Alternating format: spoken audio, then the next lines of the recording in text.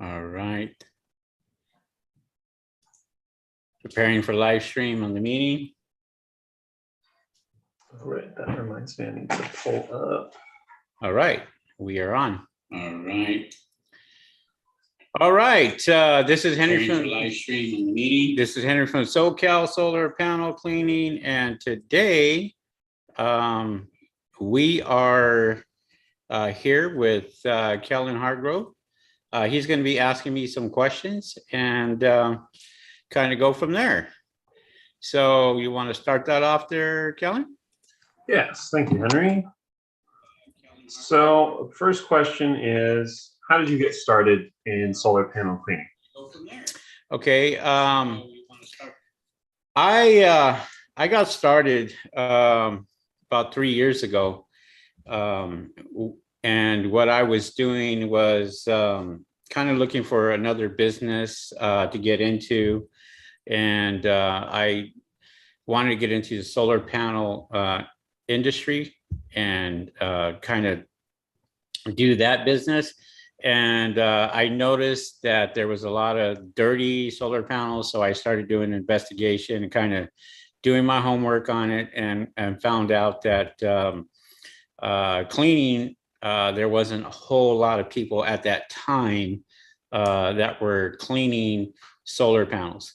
There was probably 80% more people doing the installs, but cleaning them was a whole different story. And when I got into this business with my business partner, Rick, we took a venture and bought a van and just registered. And when we registered our business, before we even got the van done, wrapped and everything else, we were getting phone calls.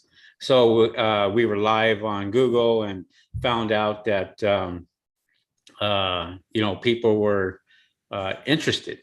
And the first probably 3 months, we were just busy because the only people that were doing solar panel cleanings at the time were window cleaners.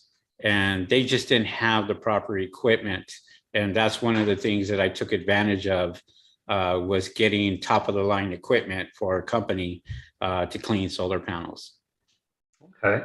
How long after you started the business did you get that higher end equipment?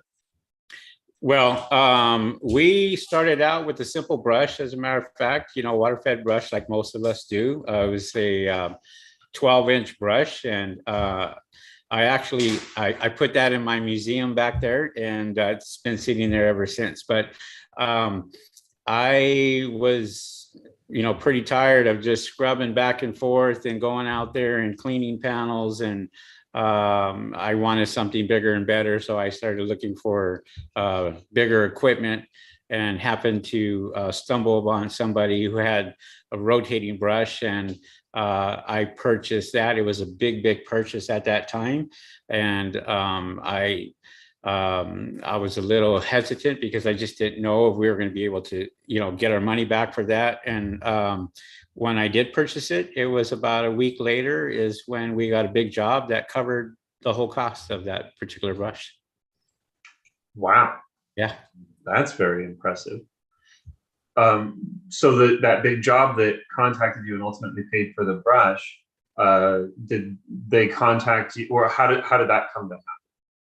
Well, we were contacted by a company to go out and clean solar panels, and we were just basically just doing residential at the time. And I really didn't know a whole lot about, what to bid on a company and how to bid on that and so forth.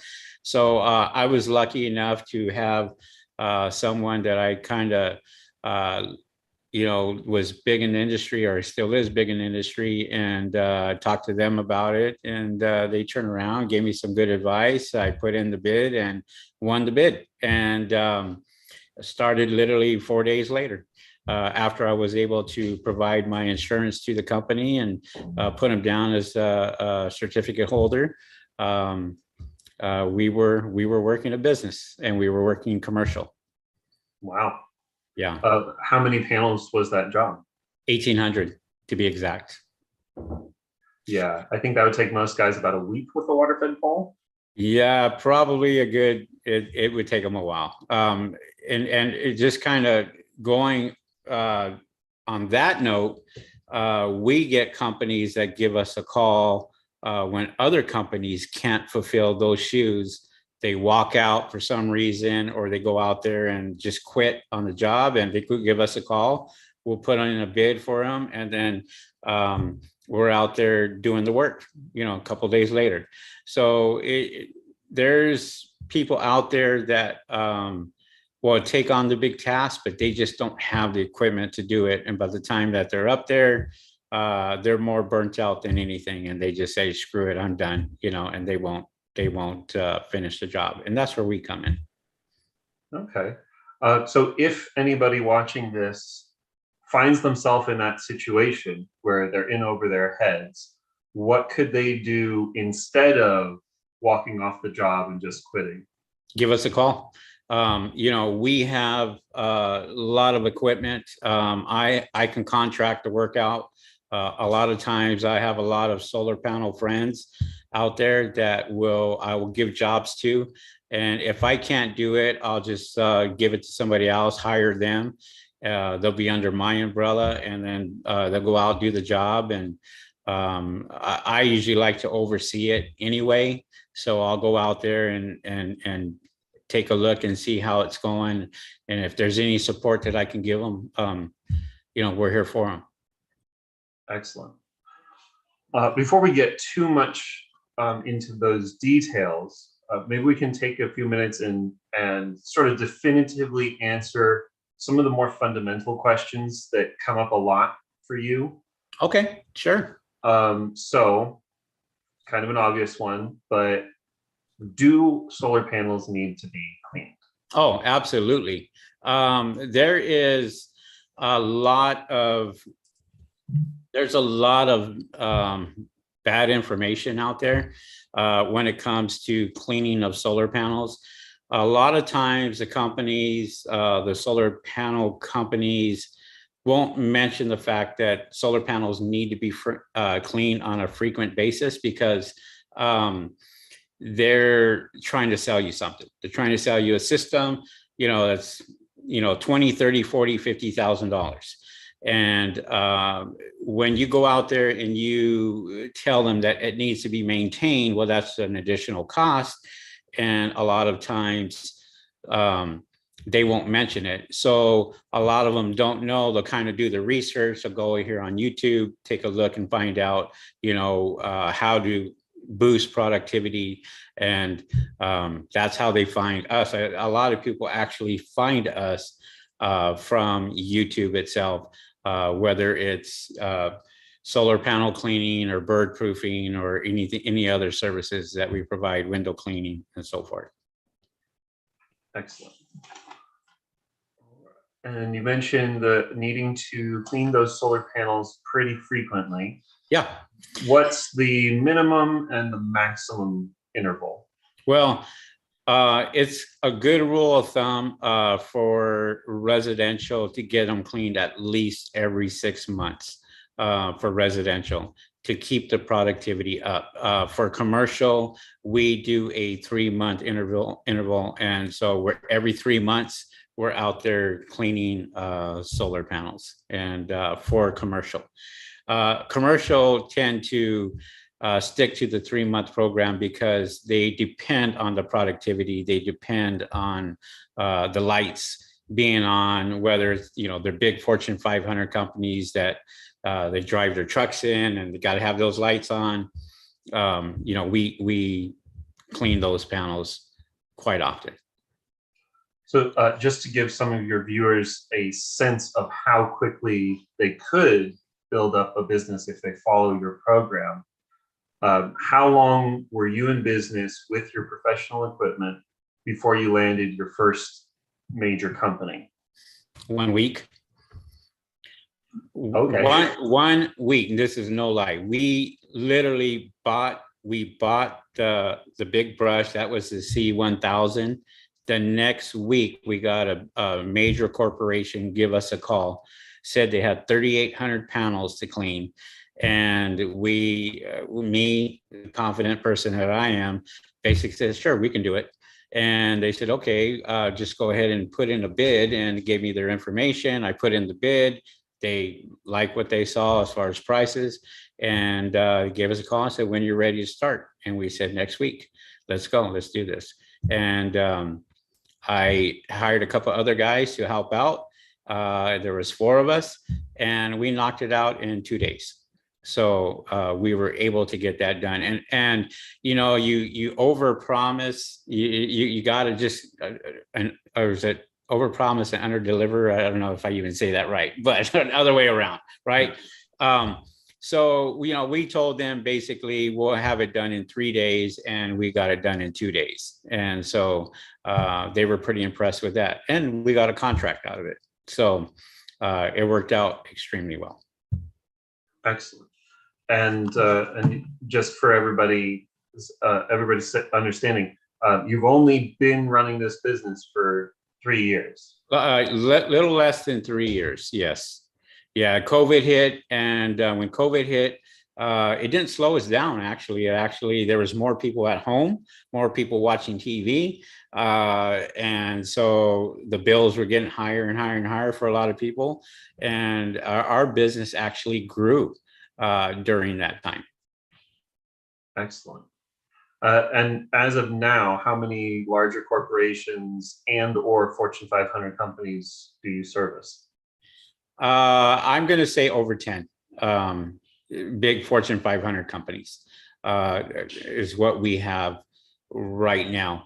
And this is on a monthly basis that we go out and clean, whether they're windows or whether they're solar panels.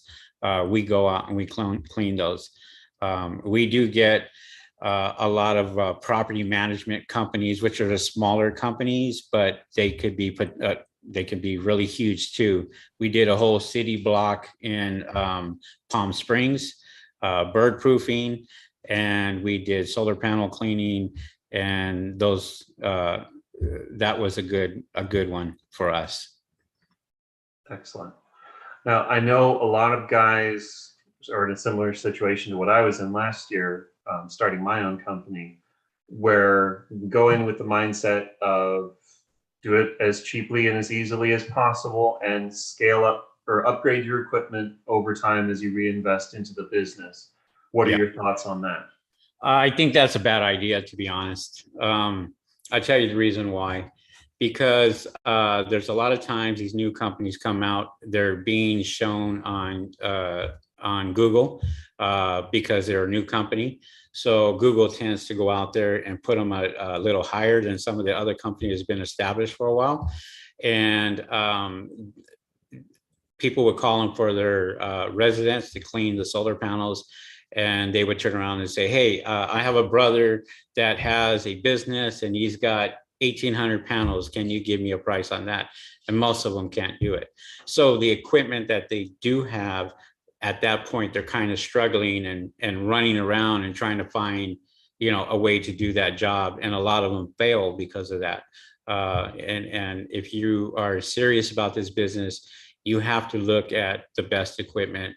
And that's one thing that I did learn. I did learn that, a couple of years back is once I purchased, a $7,000 brush and pole, I bought another one, and then I bought another one. So do I use them all? Yes, absolutely. Now I can hire a couple of guys. If they don't have the equipment, I have the equipment, and it is, we tackle it together. And it's just the help and the labor, trying to get these guys out here to complete a job. So. Very good.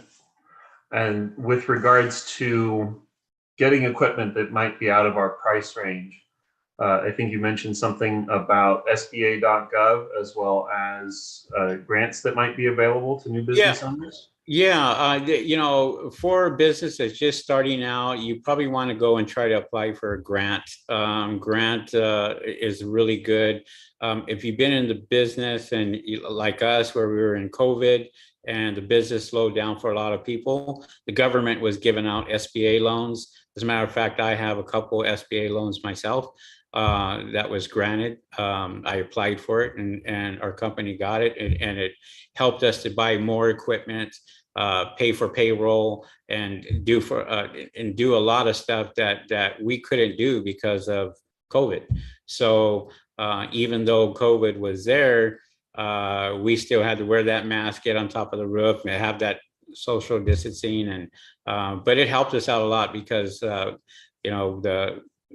SBA really was giving out loans at that time, and was willing to give out quite a bit of money. So excellent. And even today, those loans are very low interest and available to pay back over a very long period of time, right? yeah, I think it's in a period of 30 years, or some of these loans for the SBA, and anybody who's doing a business can easily pay those back, and if not, apply for grants, and grants are out there.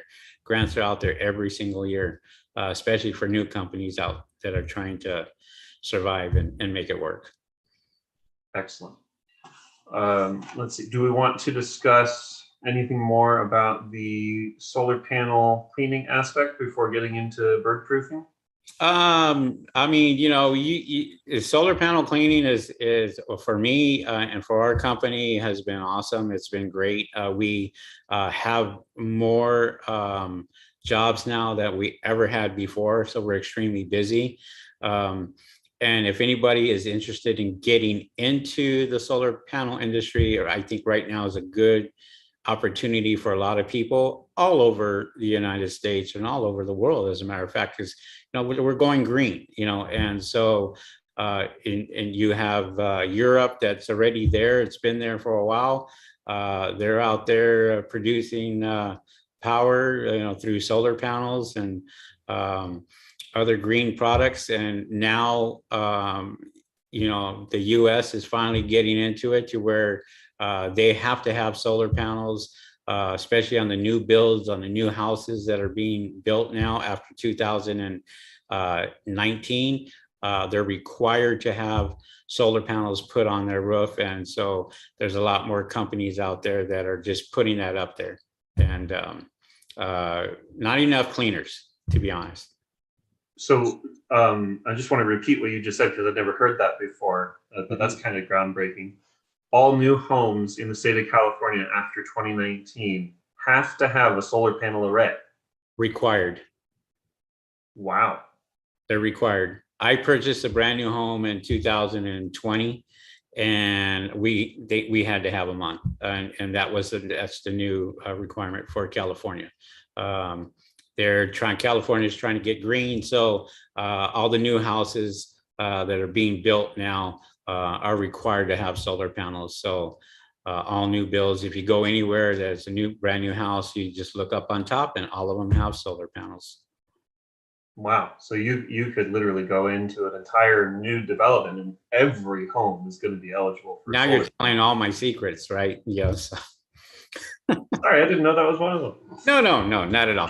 So, you can go into these new developments, and after they're done, go into that new development and ask them if they need solar panel cleaning, window cleaning. That's how we were able to build our business. Also, was going out there and doing it at a fairly good price, and the trust of the builder, and they would literally give us work. And after a house was built, ready to go, we were out there cleaning the solar panels or windows, inside and out. And it's much easier to clean when there's no furniture. So, no kidding. Yeah.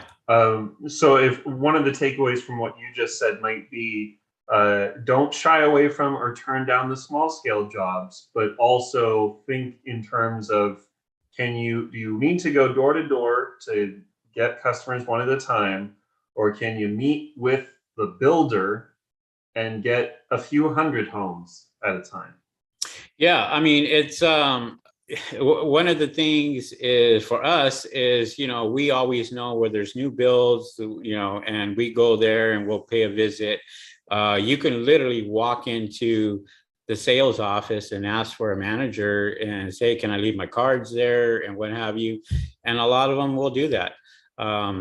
There's when I purchased my new home, I knew at that point, I had literally guys that were knocking on my door, ready to sell you blinds and sell you, doing the backyard, doing the front yard, and the business was there. And I was like, wow, why don't I just do that for my solar panels? And I did. I started doing that, and as soon as I did that, I was getting phone calls and in my area. And I was like, wow, okay, I guess it really works. And that's one of the things that I do teach in our program, that we go out there and, you do that. You do walk around the neighborhood. I walk around the neighborhood today. I walked around the neighborhood after I did my 2 solar panel cleanings this morning. It's 100 degrees outside, but it was a brand new build and it's not even 6 months old. We literally went to every single house, left a door tag, and now we got 3 phone calls before the end of the day setting up solar panel cleaning. So, and with regards to your marketing materials, were you using door hangers for that? Yes. I have door hangers that I use, and I put those out every time I clean solar panels or do bird proofing. They see us up on the roof. They ask us for business cards. I have business cards that I hand out. A lot of times what I do is, one of my other things that I do too is when I'm at a person's home or commercial, I will leave business cards right on the outside of my window on the door, and they could just pick them off right there and take them. So that's an excellent point, because I was just thinking, I don't have a helper. So if I'm on the roof and somebody walks by and wants my card, how do I get them my card without having to waste all the time to go down and up? You just tell them, go to my front door, the card's right there on the window, and they grab one and they call you right after. They know you're busy, so they'll call you right afterwards. Sounds like you've really thought this through. Yes. After many years, you learn a lot. So if we want to get into bird proofing, one thing that I remember from that you've said, and that the guy who builds the rigs in Lake Elsinore, Okay.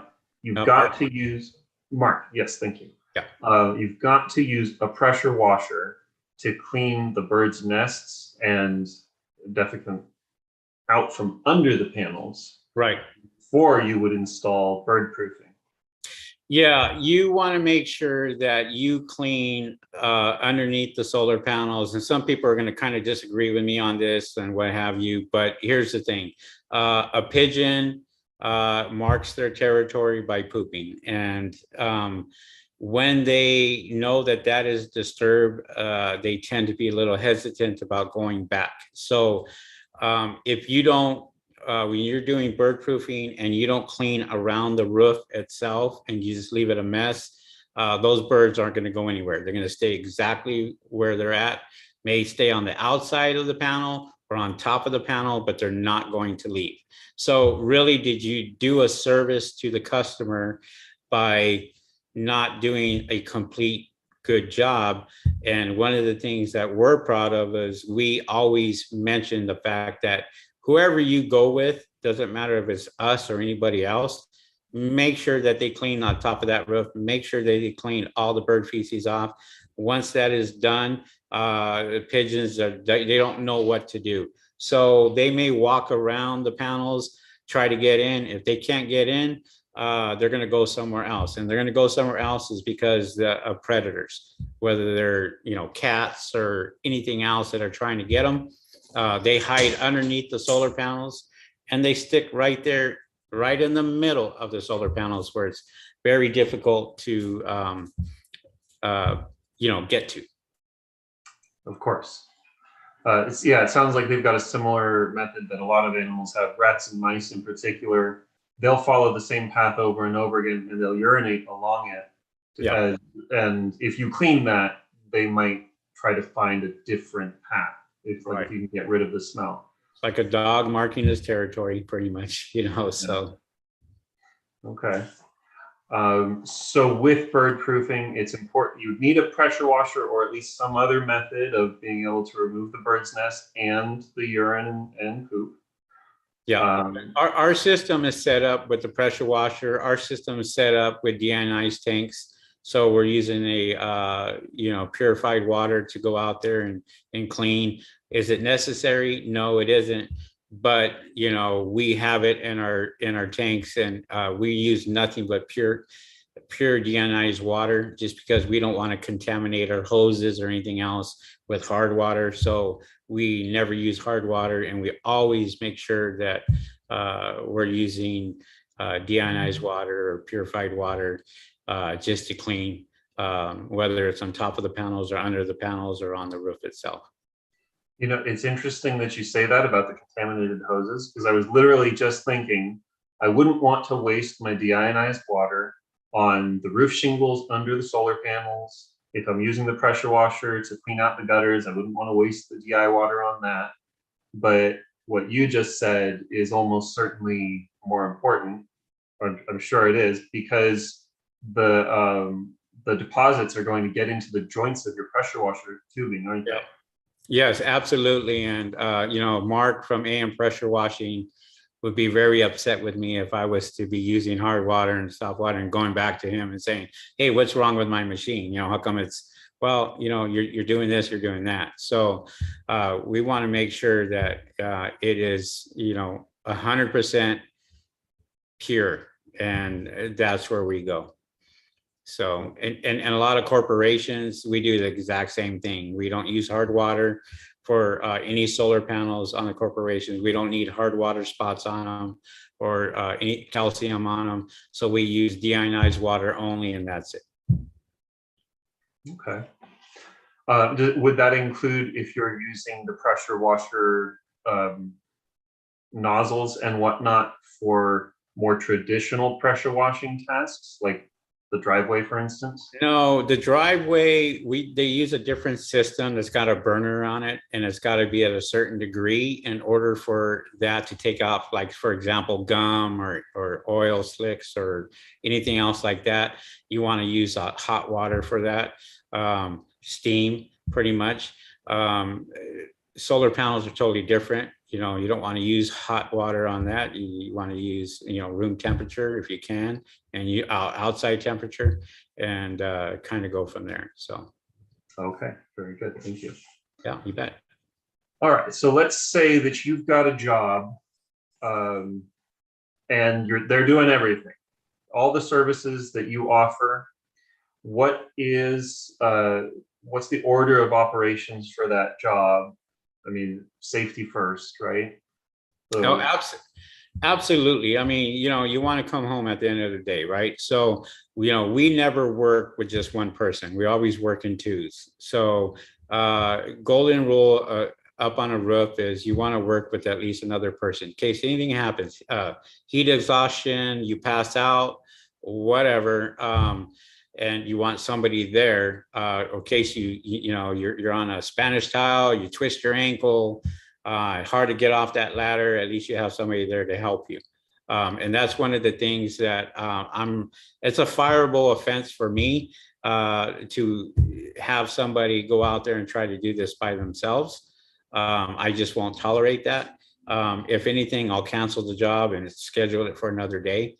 If one person is going to try to go out there by themselves, I won't let that happen. As long as they're up on a roof or something dangerous like that. Up on a roof, doesn't matter. It's the same thing with the ladder, and we have, we have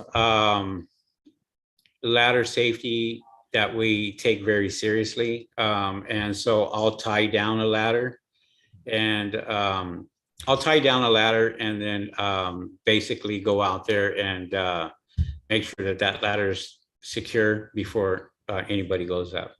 And if they don't do that, then they're going to hear it, because most of the accidents that do happen is just because of ladders that are just too flimsy or not leveled or what have you. We use a C-clamp and a strap, a 500-pound strap that we tie around that ladder and secure it before we even get up on top of that roof. Excellent. I have a few. I have a few questions here from the live chat. I'm just looking at, and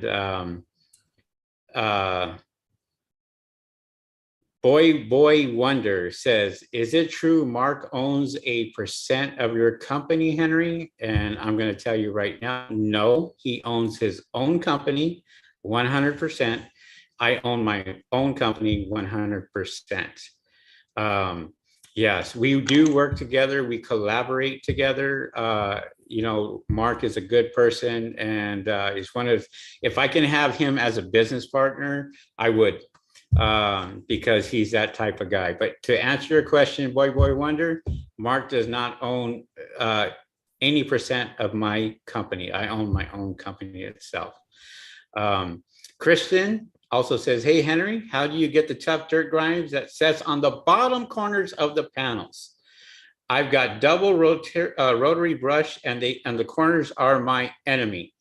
Well, I use a rotating brush that goes forward, not counterclockwise. We do have the twins that we used to have that didn't counterclockwise. And what that does is that brings all the dirt pretty much in the middle. And with the C1000 and the J. Racenstein brush that we do use, that rotates either direction, forward or backward, and that usually takes all the dirt off. And we don't have any problems with dirt staying at the bottom of the panel. And that's the last thing that we actually do, because water runs down and dirt runs down to the bottom, and we hit the bottom very last, where it cleans everything and we're done. So great questions, guys, on the live chat. Yeah. Sorry, guys. I guess I should put my phone on. Anyways, go ahead. Everybody's trying to get a piece of you tonight. That's right. Let's see. We had Aurelio Maggiano and T. Lynn ask, "How do you get new customers when starting?" Yeah, that's a good question. And I have a blueprint that I have here on YouTube where you can sign up for. It tells you exactly how to get customers, but I'm going to tell you there's lots of ways to get customers. You could do advertisements on Facebook, Instagram. You have all kinds, Google ads, Facebook ads.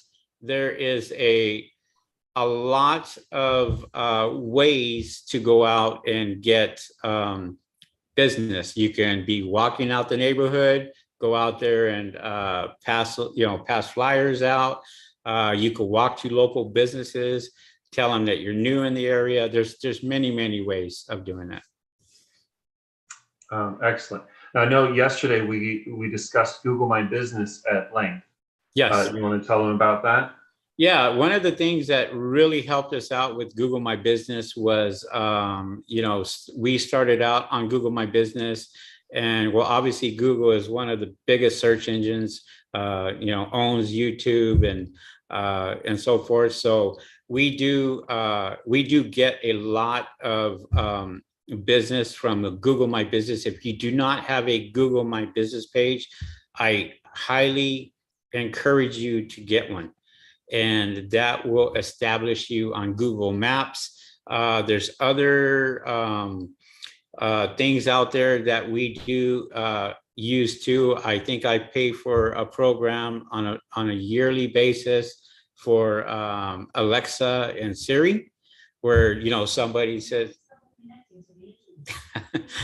they heard me. So you can basically just ask Alexa or Siri, solar panel cleaners near me, and then you will come up, so. Right, which if your competition isn't taking advantage of that, they could be missing out on everybody who uses the voice search functionality of their Apple products, their Amazon products, and their Google products. And I'm saying them that way so we don't trigger all of the people's products at home. Right. So let's see. We had another question about Mark. Alex Castillo, 49ers asks, does Mark offer financing for skids? You know what? That's a good question. I don't know if he does or not, but you can give Mark a call, AM Pressure Washing. He's out of Lake Elsinore, and ask him that question. I don't, that's financially, I don't know if he's willing to do that or not. So that's a question for Mark. I definitely would ask him that. I don't get into, his pricing or anything else like that because that's his business. Sure. Yeah. But with regards to the financing, we'd already discussed the SBA.gov loan, Mhm. Small Business Administration. You can get a loan from the government. You can seek grants. I think in most cases you have to apply, so you have to tell them what you plan on doing with the money. So Right. what newer guys getting into this might want to do is do your research, find out what level of equipment, what specific equipment you want to get, what you plan on doing with it, why they should give you the loan to get that equipment. And basically the answer would be because you're going to turn it around and double your money in 6 months, 12 months, Yeah, whatever. I mean, you let them know that you are, you have a business and you just need financial help, whether it's paying for employees, whether it's paying for healthcare, or whether it's paying for insurance or anything else like that. They're willing to help when it comes to that. Normally, when you apply for stuff like that, they're not even asking you what you need the money for. They just financially want to see if, you know, last year's records or the year before records, if you've been established, and kind of see where you're at and where you need help. So they're more than willing to help you financially. And so I encourage it, Okay, let's see. All right, we've got, so this one's just from me. Okay. So with regards to bird proofing, Okay. given the price points that we went over yesterday, it seems like bird proofing might be a really underserviced aspect of solar cleaning, as well as relatively simple with regards to the materials and tools that you need to do it. Am I wrong about any of that? It's not simple. It's simple to get the materials and the tools, but it's labor intensive. So I don't suggest or I don't recommend a homeowner doing their own bird proofing because there's a lot to it. You got to trap the pigeon. You got to get the pigeon out. There's usually 3 or 4 underneath there, if not more. You have to clean underneath and make sure that that's all clean, debris is clean because urine is very, very strong on these birds. And we've even seen it so bad to where it's leaked through a nail in the roof itself, and it was coming down the ceiling of somebody. They had to call the solar company back and have them repair it, and we literally had to clean it. So it's important that you get it early and get it cleaned and get rid of the problem, because if you don't get rid of the problem and you know that you have 1 pigeon or 2 pigeons underneath there, I suggest that you get it done as quickly as possible. So for guys who are focusing like me on the easier tasks, solar panel cleaning, gutter cleaning, window cleaning, sounds like the number one thing we should be doing is making sure that we're getting down underneath the panels and at least inspecting, so that even if we don't offer bird proofing, we can let the customer know, hey, you've got a bird problem, here's what can go wrong. I recommend finding somebody who offers that service. Yeah, we do that anyways, and we go out there and make sure that we do an inspection before. So our inspection includes looking for broken tiles, looking for broken panels, looking for loose wiring underneath the solar panels. So we're visually looking under the solar panels, and we catch a nest or a bird there, and we're not there for their services. We can offer those services, and then just a week or 2 weeks later, after we order the material, come back and get it done. but we will make sure that they're aware of any problems before we even start. This is why it's a good idea to take before pictures and after pictures. So if there's any damage, we make sure that the customer is aware of any damages before we even start our job. And it's good advice for people who are just starting out in this industry to protect yourselves. It is a good idea to take pictures on your phone. Your phone has geotags where it shows you exactly where you are. And, you know, Google kind of sees that, insurance sees that, and it's just protecting yourself in the long run. One of the things I do along with that is I protect myself by having a disclaimer on the backside of all of my estimates. So whether I send it digitally or give them a paper copy, it's got a list of all my disclaimers. I mostly do window washing at the moment. So a big thing that I noticed early on before I had these is I clean very dirty windows, and lo and behold, you can see all the scratches. Mm-hmm. And if I did an excellent job cleaning the windows, the scratches are especially noticeable. So that was one of the first things I did to just give myself some peace of mind. Part of my disclaimer includes, you may not have been able to see these while they were sitting under the dirt, but I don't use tools that can cause them, just for the record. That's a good idea. Good idea. So we've got a couple more questions. Boy Wonder asks how you feel about Mark contradicting your advice about soaps. I assume he means Mark using the foam cannon and his really dense soap versus you just using the DI water with the C1000. Yeah, you got to remember that solar panels are made of glass, outside coating and what have you. And Mark doesn't use a soap that's going to damage the glass itself. It's actually for the glass.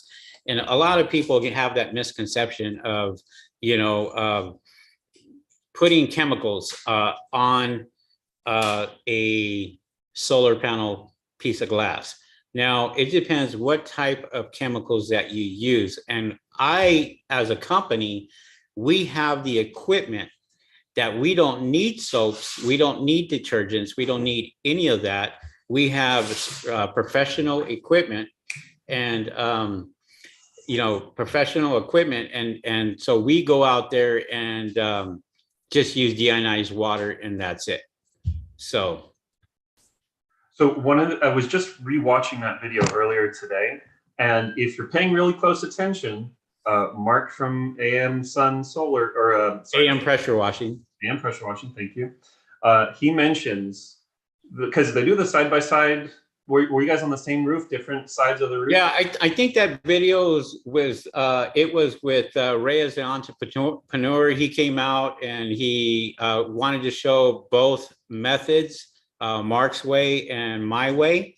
And so, you know, we got a lot of flack for that, but you know, it's all about protecting your solar panels. And you know, he uses an agent that is for the solar panels. So, and that's where a lot of people kind of go, well, you know, this guy's using a soap or he's using this, but they really don't know what he's actually using. And it's specifically made for solar panels. But you know, when they see somebody spraying something on there, then you know, it's they can come to their own conclusion. Right.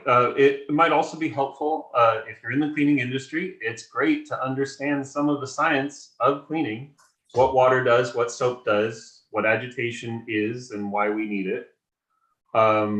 In that video, though, Mark specifically mentions, like, if you're starting out, you might go with one of his smaller, less expensive systems with the foam cannon versus the $7,000 C1000. Yeah, I won't say it's 7,000 anymore. I bought all the top of the line equipment, so I bought the best poles, you know, the fiber pole, and I bought, you know, other poles and then the brush head itself. So it all came out close to about $7,000. But Mark has another system that is almost half that price, half that cost, and so people are trying that out, and it's actually a pretty good brush. And he's gone out and kind of did a few things to improve it. So I've been using that. I used that today, as a matter of fact. I'll use it tomorrow. I'm going to be putting more videos out on his brush too. Just to be fair, I'm not a distributor for these guys at all. I have no ties, no monies given to me at all for somebody buying it. It's just a referral. That's all I do, is I refer that and say, this is who I bought it from. And so I really don't make any money off of this, when they sell the brush. But I'm going to give you the best advice for, solar panel cleaning. Sure.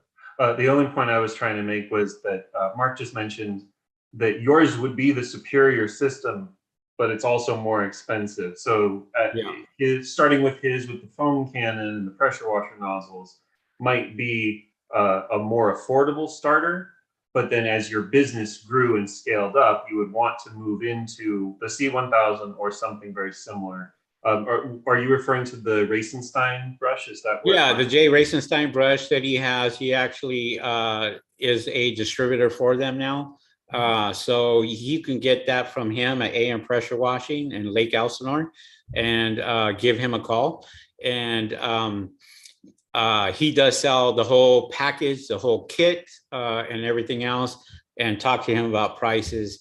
But I like that brush. I like the C1000. There's nothing wrong with the C1000. As a matter of fact, I bought several of them. So, for me, I love it. I love, the people, I deal with that sells those brushes. So they're all good people. And sometimes they're out of stock because of demand. They're coming from overseas, from Europe. So sometimes it's hard to get in touch with. Okay, thank you. Oh, that's an interesting comment from the most recent, from Luis Alfaro. He mentions there's a difference between using deionized water and soap on panels. If you know how panels function, you will understand that solar panels produce electric static and soap itself creates a reaction. That's correct. And that will attract dirt. And so for me, I use deionized water, pure deionized water, 0 parts per million. I try to hit that on there, and it takes a lot of dirt out. It lasts a lot longer for them being clean, and productivity usually will shoot up quite a bit. And you want to make sure that you give that customer the best productivity that you can. Excellent. Yeah, I was going to comment, we should all know glass is porous at the microscopic level, which means the soap molecules do not 100% go off of the glass, whether it's solar or windows. And like you said, they're a surfactant. They will attract dirt. The only way to not leave soap residue on the glass is to not use soap in the first place. But good luck trying to convince some customers of that.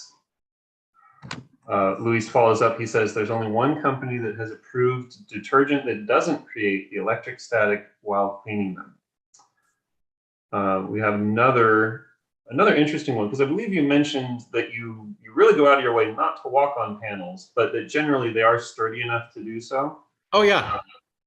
So that you can cause micro cracks when you do walk on solar panels, and we are taught to walk on the frames of the solar panels themselves. So there's a difference, and you don't want to be walking on the middle of the panels, especially on a hot day, because it will cause damage. And you want to be walking pretty much on the frames of these if you can, because they're much, much stronger. But solar panels are very highly rated when it comes to the toughness of the solar panel itself. We try not to walk on them. That's the last thing that you definitely want to do. Yeah. So the question from Clear New View Window Cleaning was, are there more fragile and less fragile solar panel designs? I couldn't tell you that. I'm not a manufacturer. I don't know. I know the older ones are, in my opinion, probably not as built as good as the new ones. But I can't really answer that question because I'm not an expert when it comes to that. So Personally, the number one reason I would avoid walking on a solar panel, even if I was confident it wasn't going to get damaged, is just safety. I yeah, mean, it's a sheer pane of glass, it's at an angle, and it's either clean and has water and possibly soap on it, or it's dirty and it's got dust that can act like a lubricant as well. So right. it's dangerous to walk on a solar panel, even if you're not talking about liability. Yeah. So you're right. You're right there. All right, let's see. We've got, oh, Chris Zamora has a question about websites, Okay. or I'm sorry, grant websites. Do you know of any grant websites and how to go about getting one? I assume she means a grant for her business, his Um, business possibly. Sorry. Okay, the first thing I would do is definitely Google it, Google grants. Most of the time, it's a government agency. So, like Small Business Association would be SBA.gov. Okay, so you can try grants. Just Google grants and find out if there's a government agency that has that. There are private companies that you can go to and apply for a grant, and they'll put that in for you. So I suggest just Googling it and uh, go from there. I don't Okay. have a specific website that I can give you for grants. Fair enough.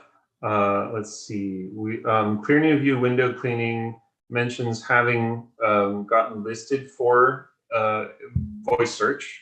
No results so far.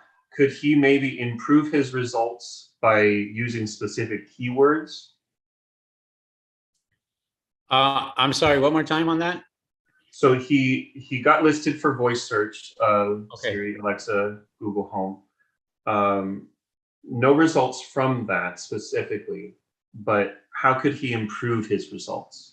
I would definitely check with the agency or the company that he went with for that, because a lot of times they'll sign you up for like about 178 bucks a year. They'll sign you up for all three services. And I don't know how he went about doing that, so I can't answer that question. But I know that there's companies out there that call me all the time and say, hey, get on Alexa, get on, Siri, and so there's companies out here that will actually do that for you at a fee. So Sure, it'd be similar to, but also different from SEO, right? yes, definitely. Let's see. Guillermo Zamudio asks you if there's a time when you have to use some type of soap or chemical on solar panels, or is it just strictly DI water 100% of the time? Yes, there is a time. And we had a big corporation that called us for 1,800 panels, and they had overspray from people spraying on the roof. So we had to use a chemical to get the overspray off and then turn around and clean it with deionized water. Now, we used a solution that was very, very light, that was light enough to go out there and get the chemical, to get the overspray off. But, those are rare instances. And we also had a disclaimer that the company had to sign saying that we're not going to be responsible for damages of these panels because they're already damaged due to overspray. They signed that off. We went to work. We got it done. Their productivity shot way up. They were happy, and now we're a vendor for them. Excellent. Yeah. And you mentioned you used a gentle paint remover, something like Goo Gone, maybe? No, it's just a paint remover that we had used. I don't want to mention the name for it. Mark does have it at AM Pressure Washing, and he does sell that stuff, and that's where we got it from. So if you want to ask him about that, you can, but I don't want to throw that name out there for. Sure. Yeah. So it sounds like you would rather use chemical solution to overspray and mineral buildup rather than abrasive or razor. Yeah. You can actually use I think Window Cleaning Products sells a blade, a long blade that you can use, to clean windows and so forth. It's the same thing with solar panels. The only problem is that with solar panels, and I don't recommend this unless you really, really have to do it, to get something off, is just make sure that you wet that panel down. Just make sure that it is flooded with water if you're going to do any type of scraping or anything else like that, and you don't go straight down, you go in a nice little angle and nice and slow. But we don't recommend it. It's not something that I recommend, but if you're asking that question, it could be done. Right, because ultimately what's on the surface of the solar panel is just a layer of glass, like a window. That's it. Yeah. But yeah, you if you're looking at using abrasives or scrapers, guys, you'd want to scale up. Don't go straight to the razor. Maybe start, if the brush doesn't work, maybe try a Mr. Clean Magic Eraser. They're actually really good at removing the lighter to medium debris. And then different people have different thoughts on Quad Zero steel wool and bronze wool. Let's see. So I've never heard that. Luis Alfaro, he mentions using a detergent that does create a static reaction and heat starts removing the ARC on the panels. Since panels come with natural glass pores, the soap will get stuck in between them. Right, because there is a seal that goes all the way around that panel. So if you break that seal in any way, then you're damaging the panel itself. Water gets in it or what have you. It could cause a lot more damage. So it sounds like he knows what he's talking about when it comes to solar panels. Kind of done his homework. He's got to do your next interview. Yeah. He says, Chemtech is the company that has all certification from solar manufacturers and have different solutions for different types of buildup. Thank you for that, Luis. We'll have to check out Chemtech. Chemtech with a K. Aurelio Madujano asks, how do you go about cleaning a 3-story? Good question. I rent a boom lift, and I've had several of them where I would rent a boom lift to get up to the 3-story home and clean the panels. And there's a community in Orange that has a whole bunch of 3 stories homes, and usually when I go there, I'm cleaning 4 or 5 different houses at the same time, and they all split the cost on the boom lift. So I will rent out a boom lift just to get up there and clean that. A lot of times you can put a pretty tall ladder up, a 28-footer, even something taller than that. But, myself, and not too bad, I can get up there. My partner, Rick, and might be a whole different story. He's a much bigger guy than I am, and I don't recommend it. So safety-wise, to answer that question, we can rent a boom lift for the day, get it up there, clean everything out. We do the same thing for bird proofing, exactly the same thing. We will rent a boom lift out just to make sure we get up there safely. Very good. I know a somewhat less safe option, but still should be pretty safe if you're doing it at all. I've sometimes used 2 different ladders, not tied together or anything that sketchy, but one to get up to a balcony and another from the balcony to the roof. If that's all you've got, and that'll work. It's a lot less expensive than a boom lift, but it's got to be specific to that home.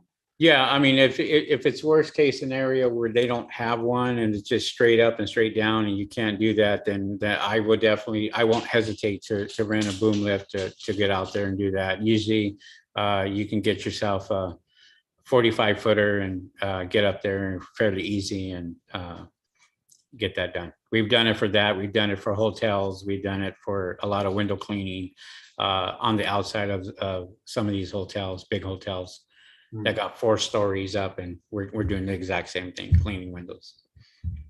Yeah, but you definitely want to make sure to charge the customer for the boom lift, because otherwise it's going to eat up all your profits. That stuff can get expensive. Let's see. So we've already covered paint overspray or serious mineral deposits. Would you use a different method for significant hard water buildup?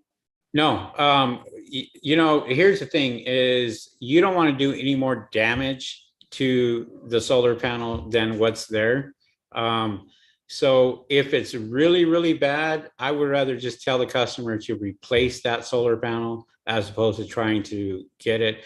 With the rotating brush that we do use, it takes a lot of the minerals off anyway, just with the deionized water that we're using. Because we're running 2200 PSI going to that brush, and it's rotating. And if we increase it even more, it rotates a little faster. It will tend to clean whatever is there off. So we don't go and try to scrub anything. It's more difficult if you have somebody who has a solar panel cleaning business that has simple water-fed pole. It's harder because they're scrubbing and it's all labor. Well, our brush kind of does the work for us. And the difference that we have 2 different brushes. We have the C1000 and the J Racenstein brush. And the J Racenstein brush, personally for me, has a little tougher bristles, so it cleans pretty good. And the water shoots right in the middle and really cleans that panel very nicely, almost like brand new. Oh, excellent. Yeah. Here's a situation I haven't run into it. I'm sure you have. Henry, how do you handle cracked or shattered panels when cleaning?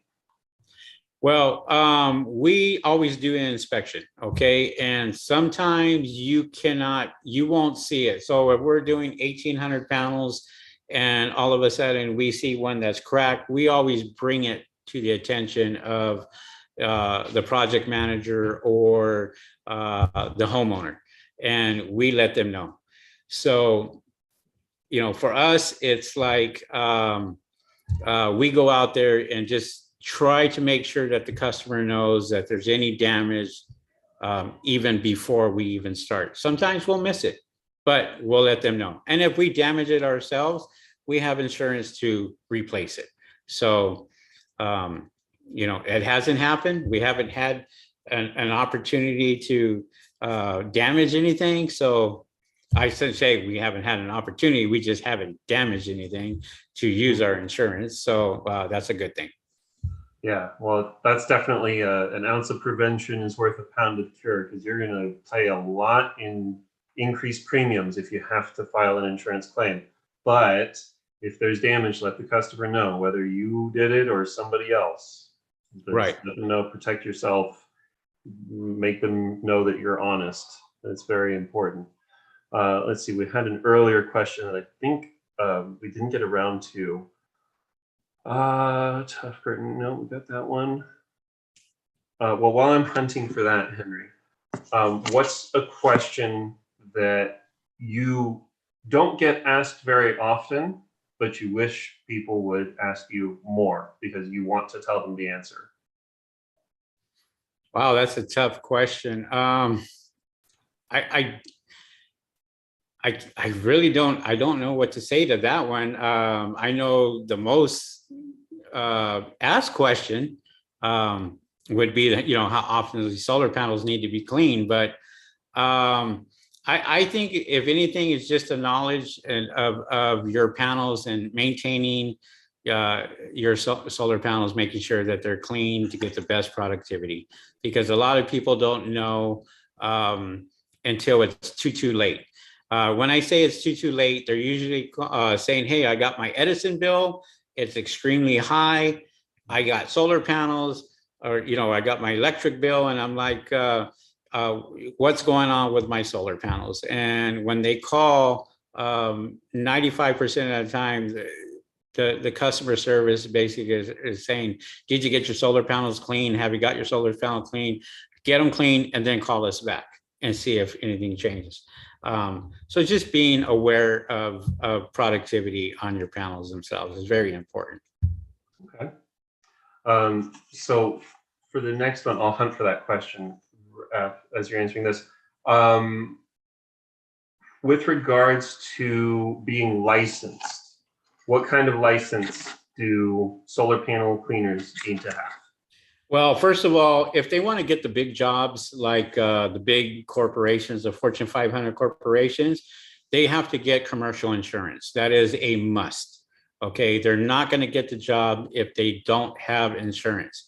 So some guy with a truck that's just cleaning panels for 80 bucks or whatever, going up on a roof, and they go to a commercial business, they're going to want a certificate holder. They want to be their COI, certificate of insurance. They want to be the holder for that. So they got to have insurance and commercial insurance. And most big Fortune 500 companies are requiring a $1 million policy. We have more than that. And so we make sure that we let anybody know, whether it's residential or commercial, that we do have insurance, that we're bonded, that we, and licensed, and we want to make sure that they're aware of that. Excellent. Yeah, when I got my own $1 million policy, I remember like they gave me tiers. It was like 250,000, 500,000, 1 million, and it wasn't 500,000 was double 250, and a million was 4 times greater. It was like $5 difference. It was, yeah, it's not that much more to get a $2 million or $3 million policy. It isn't. I'm not an insurance broker, but I've noticed that when we, signed up and we asked for the 2 million or 3 million, it's not that much more. And the more insurance that you have, the better off you're going to look as a company. Okay. So along with having liability insurance, what is a bond, and do new solar panel cleaners need a bond along with their liability insurance? No, they don't. A bond is just an extra protection for you. We get that. We have that for like government contracts. If you want to get onto a Air Force base or a government facility, they ask if you're bonded. It's just to protect you. They want to make sure that you're not a criminal or thief or something to where they've checked your background, they checked checked everything, and it's more government contracts for that, not so much commercial or residential. Residential is just basically, in commercial is commercial liability, making sure that you're insured. Okay. So as our business grows and we're going after bigger contracts, that's where we need to look at getting a bond. Yeah, absolutely. And you can check with your insurance company and ask if they do that and so forth. It's pretty, just, do you need it? No, but if you're going to go after some of these contracts for the state or anything else like that, then it might be a good idea to have that. It also adds another degree of professionalism, because there's licensed, which is just the business license. Everybody should have that. Licensed and insured. And then there's licensed, bonded, and insured. Yes. And then there's commercial insurance, which a lot of people get confused when they go out and they try to get insurance for solar panel cleaning, and they go directly to some of these other places, that other insurance companies that don't have commercial insurance. So you got to make sure that you go after a commercial agency to get covered for that, for commercial liability insurance. Okay. Oh, I found the question. Let's see. It's from Christian. He asks, Henry, have you ever come across a photovoltaic array system that had water intrusion issues? Yes. Nothing we can do about that. All we do is we let them know what's going on with it. A lot of times there could be damage or what have you already, and we just make them aware. That's all our job is to do, to let them know before we go out and clean the panels. As long as the customer knows, the resident knows, they're all good with it, and they know that it's going to happen. I mean, we've come across solar panels that have bullet holes in them, taken pictures of those and showed them to the corporations, or or what have you. A lot of them are like on rooftops. You get a lot of damage on some of carports, like in schools and so forth. Somebody throwing a rock and it hits the panel and shatters it. So, there's a lot of things that we kind of look at before we even go. If there's any type of damage, we're making sure that they're aware that we didn't do it. Right, absolutely. And that's where, if you can see it before you start cleaning, get your before photos and send them to the customer right away. You mentioned something about even sending photos to your insurance company or your adjuster.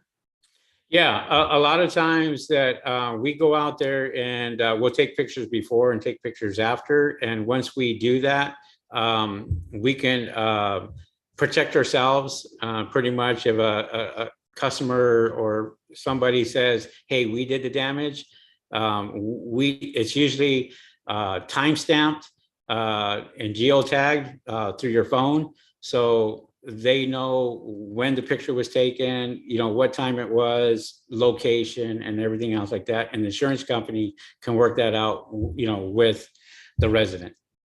Right. And if in an event like that, worst case scenario, you can prove that you've got that photo that shows the damage and you've got it from minutes after you showed up, because you can confirm that with the GPS from your cell phone. Not to get too detailed into that, but Right. by taking these before photos right at the beginning, you really protect yourselves. Right.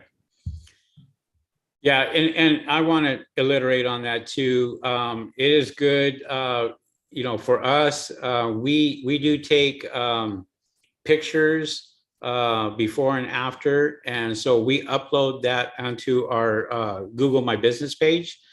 And when we do that, Google recognizes your location, even down to the lettering of your T-shirt. If your company logo is on there, and they know that it's actually your picture, it's not a stock picture. And a lot of times that will protect you from getting kicked out of Google My Business page or so forth. And, this is another reason why we do that. So. So it sounds like you're saying I shouldn't be photoshopping the photos that I post on my business account.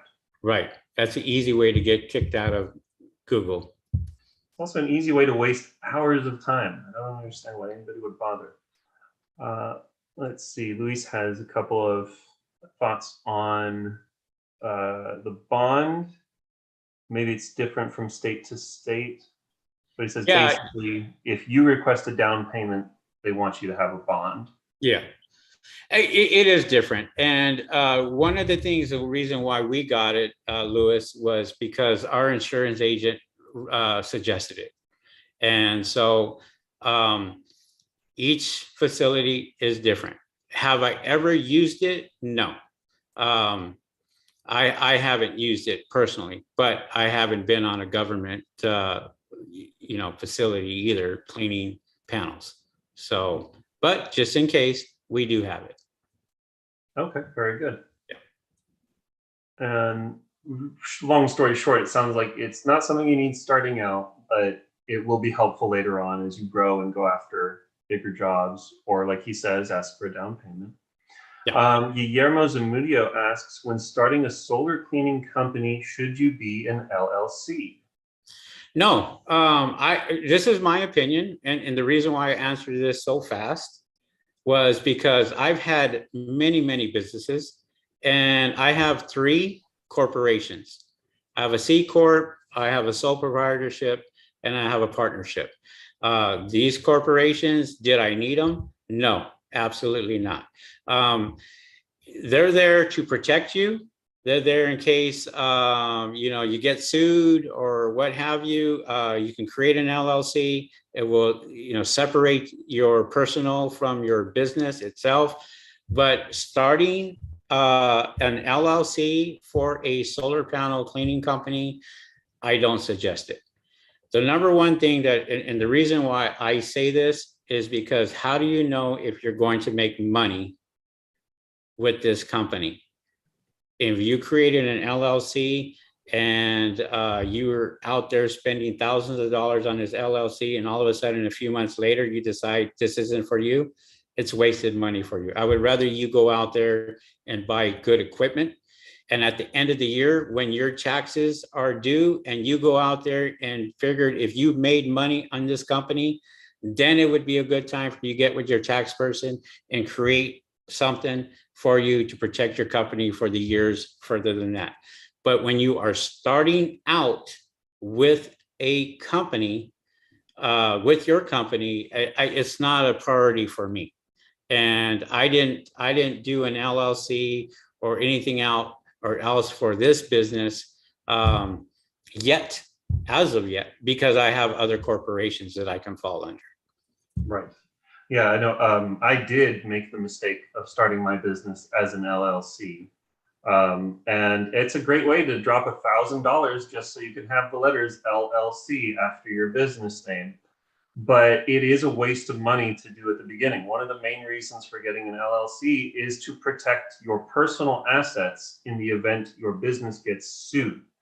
If you don't have much in the way of personal assets, there's not much point. No, not at all. And Clear New View window cleaning says my LLC costs $150. And there's other places out there that charge you a lot more. I don't know where he's from or anything, but you can find LLCs out there for fairly cheap. Now, do you need it to start this business? No, you absolutely don't. You don't need it for a business checking account. You don't need it for any of that. So if you don't need it and you're tight with money, I just don't see the whole purpose of doing that when the LLC doesn't really going to take effect to your taxes, your taxes, Well, not to mention, with an LLC, you have to pay an incorporation fee. You got to have somebody set up your LLC. You have to jump through a number of hoops to verify and finalize the LLC. And then you get to pay the state of California, I believe it's $850 each year, regardless of whether you make a profit. You have to pay that money. I have an LLC. This is funny. I have an LLC in California and I have an LLC out of state. My out of state LLC that I went online, renewed for $10, and I come over here in California, renewed that corporation for $800. I complained to them that I was like, why am I paying so much more? And at that time, they waived the cost, which was really surprising to me. They did that one time for me. And, the next year, I have to go out and pay it. But what is the difference between California and any other states? This is where they get you when you have a corporation, whether it's an S Corp, C Corp, what have you. They're going to get their money. Yeah. Let's see. Clear New View went straight to the state. Interesting. I have heard, and I can't verify this, I'm not a tax attorney, but that it's possible to physically have your business in California and yet be incorporated as an LLC in, I believe it's Delaware. Like you said, it's a really marginal cost. It's much cheaper. It's legal. But again, I'm not a CPA. I'm not a tax attorney. Talk to your tax guy. There's shelf corps out there. I don't want to get into it, but there's age corporations that you can go out and buy. They do that in Las Vegas all the time, where you can buy an age corporation and use that. So there's many ways of getting a corporation. It's just a matter of, do you want it or not? Yeah. Clear New View. He mentions he's glad he's not in California. Oh, yeah. There's so much truth to that statement. Martha Alvarado asks, when doing a commercial bid, what should be included in it? A lot of times on the commercial bids, the company, the Fortune 500 company or any other big company are going to have their own writing anyway. So you want to make sure that you cover your costs of, cost per panel, anything that is included, other expenses for, say, for example, rentals and stuff like that. You want to make sure that that is all included in your bid so you don't lose money at the end of your, if they accept the bid and at the end of it, you're not losing money. You're there to work and make money and go from there. So. Okay, very good. Yeah, in other words, just make sure that you've got every possible out-of-pocket expense you have to incur that's included in that. Right. And by the way, Lewis says, is this legal advice you're giving everyone? No, it's not. And I'm real specific when it comes to that. I'm giving you my information, and I'm not an attorney in any way, or I don't act like I'm an attorney. I'm just telling you, and he's asking the questions, and I'm basically giving you my answers of what I've gone through and my experiences. These are my experiences, Lewis, just so you know. And boy wonder, what can I say? You're a hater.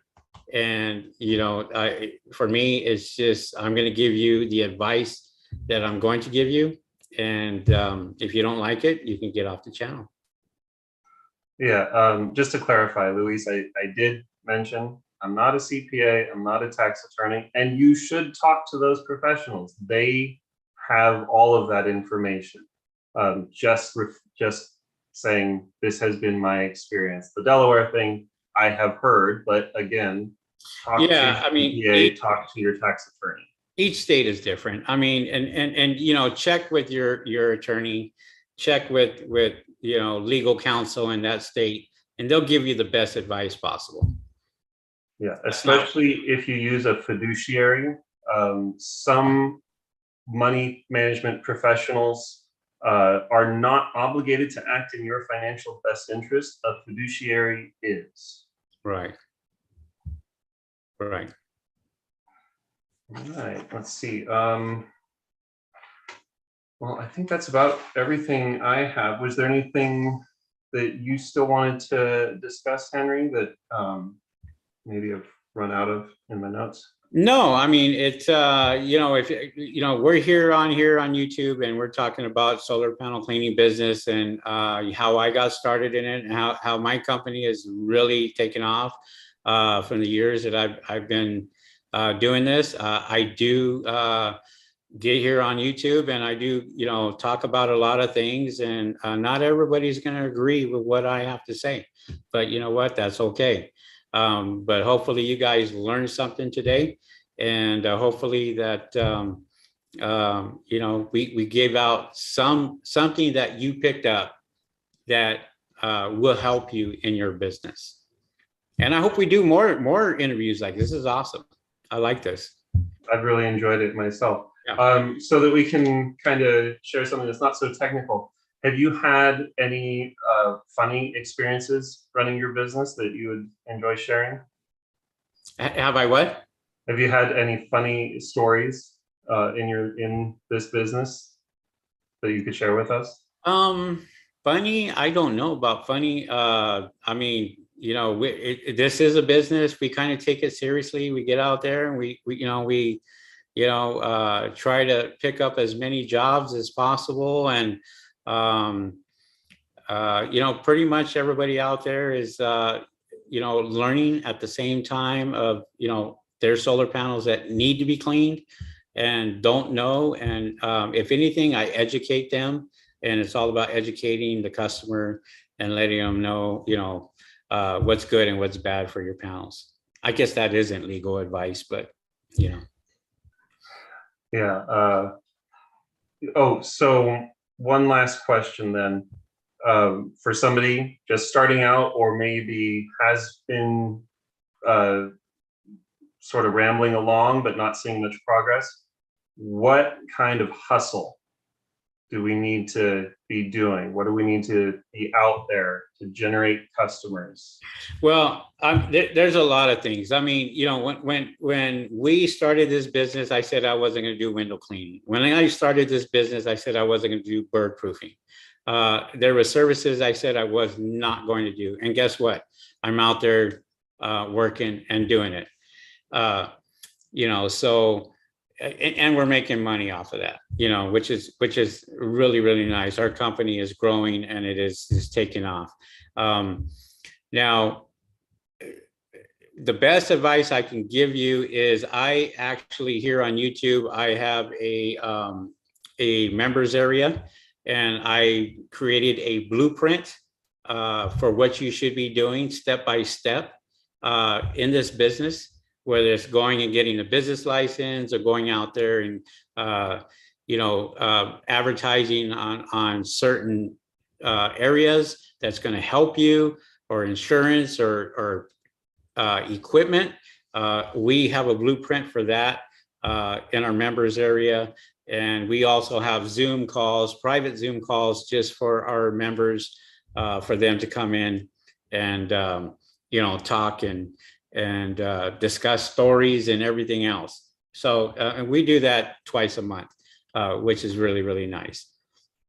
So. Yes, excellent. I was on. It's kind of hard. It's kind of hard when you go out there and try to figure this out on your own. So I want to make it easier for everybody.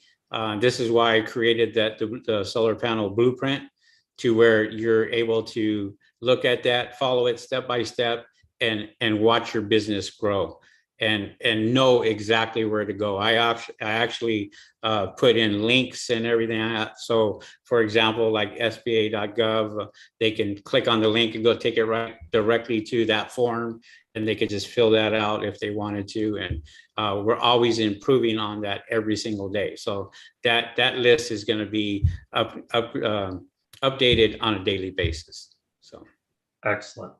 So check that out, guys. It's in the community section of your YouTube page, your channel. Yeah.